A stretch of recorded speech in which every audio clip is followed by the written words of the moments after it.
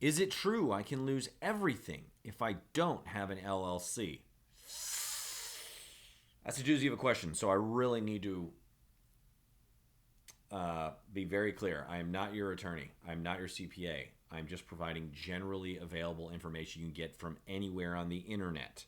I just have many years of experience running this business, and so I've seen a lot of things, and so I'm providing you just the information that I have. But you should get information from other people. And if you're worried about things like this, you should probably talk to a professional who is your attorney or your CPA and get their opinion. But I'll go ahead and plug, if you get help from this video, like, subscribe, share with a friend, comment below, or just buy an LLC from Better Legal if you decide to do that. We're the fastest and most affordable out there in the industry, and we just have a whole host of other things to help you manage the business after the business is formed. We don't just sell you it and get out. We've got all kinds of tools to help you with documents, contracts, managing the business, making changes, etc. All right, so yeah, you kind of can. You kind of can lose everything, and it sounds really, really heavy, but if you don't have a lot and you mess up, you can lose a lot. So let's say Hal's net worth is $1,000. Or this is John Smith. John Smith is worth $1,000, and he goes to Tiffany's house as a sole proprietor without an LLC, and he drives his car. Let's not use the car. Let's say he falls off a ladder and just like wrecks something really expensive. Maybe he falls on her car and just damages her car, or busts a pipe, a water line, and the city charges her to fix it, and then she sues him. If he's only got $1,000 cash in the bank, what's left?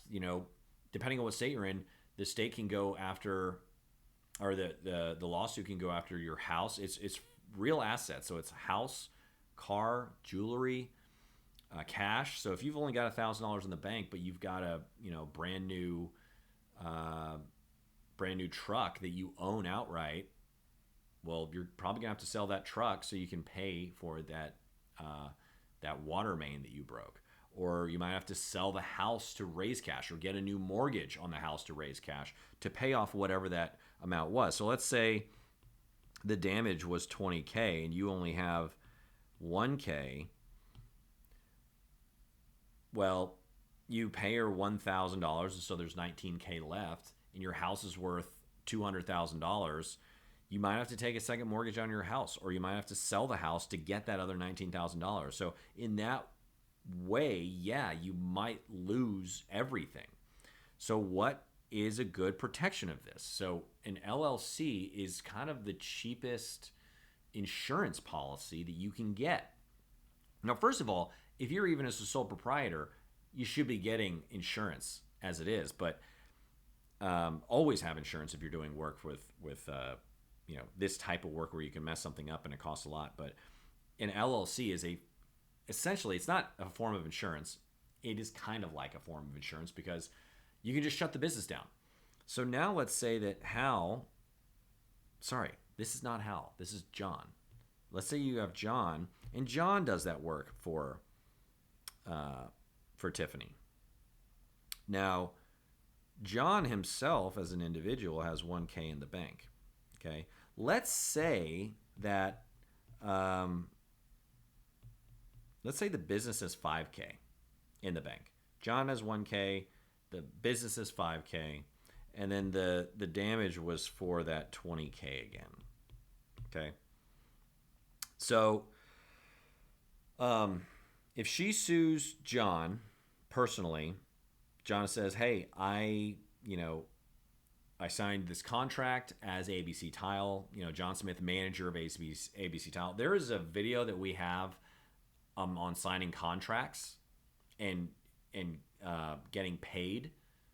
Go find those videos. If you're worried about this, go find those videos and look that up, because you need to make sure you're signing contracts not as John Smith, but as John Smith, manager of ABC Tile. If you have an LLC, just because you have an LLC doesn't mean you're protected. You have to act as a business.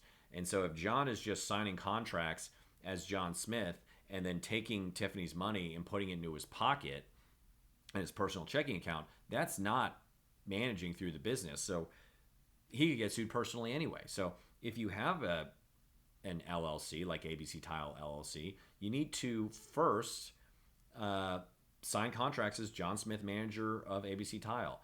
And the money needs to go from Tiffany to ABC Tile, and then ABC Tile pays John personally. So go watch those videos. But to kind of go back to this scenario where there's $20,000 of damage, John Smith has his last $1,000 in his checking account, but the business has $5,000. So she sues, and the business can basically just close down. And so he can pay her the $5,000 and then just go bankrupt. ABC Tile LLC goes bankrupt. It is no more. So maybe that $5,000 goes to her, but then there's $15,000 outstanding. Can she then go to him personally? Well, no, because she did business with the business, ABC Tile, with the LLC and not with John personally. So his money and his house and his car are protected, and only the business is no more. So that is why an LLC is so important for a small business person that might be a sole proprietor. So hopefully that was helpful. If you have further questions, if you want me to expand, ask below. We've got a whole fresh question. Go ahead and ask that below as well.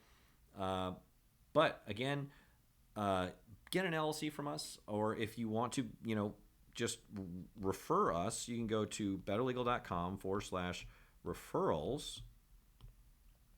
Sign up as a referral, whether you bought from us or not. Sign up as a referral. We'll give you a referral code, and if you share that with a friend or family member, when they buy, they will get a $100 discount, and we'll snail mail you a $100 check. How can we afford to do that? Well, because we pay Google hundreds of thousands of dollars a month to run ads to get business. And so if we have people just word of mouth sharing us, it's actually more profitable for us, and we don't have to get that. We don't have to pay Google for that customer. We can give your friend a discount, when we can give you a check, and we can still make money. And so it's a beautiful win-win-win situation. So recommend us, ask a question, subscribe, like, and I will see you next time.